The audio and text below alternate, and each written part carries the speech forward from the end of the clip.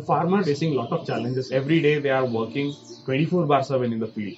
Night time they will guard their crops, and the daytime they have to do their daily activities in agriculture. So if anything happened with wildlife interaction, their loss or anything, they have to go and meet the multiple people. There are a lot of documentation they have to provide. They have to cut down their 2 to 3 days of working activity. So then the people give up about the compensation claims, and then the anger builds within that.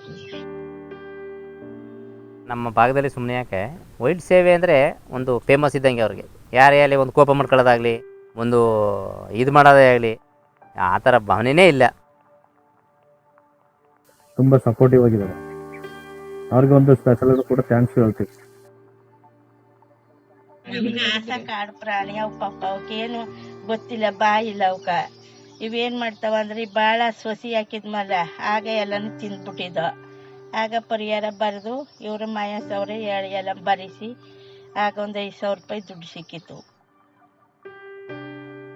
ಪ್ರಾಣಿಗಳು ಬಂದ್ರೆ ಯಾವ ಟೈಮಲ್ಲಿ ಎತ್ಕೋಯ್ತದೆ ಏನೇನೋ ಅದನ್ನೇ ಕಾಯೋದನ್ನು ಚಿಂತೆ ಆಗ್ಬಿಡುತ್ತೆ. ಈಗ ನಿಮ್ಮ ಇದ್ರ ಕಡೆ ಸಂಸ್ಥೆ ಕಡೆಯಿಂದ ಕೊಟ್ಟು 4 ಜನಕ್ಕೆ ಇನ್ನೂ ಕೊಡ್ರೆ ಇನ್ನೂ ಅನುಕೂಲ ಆಗ್ತದೆ.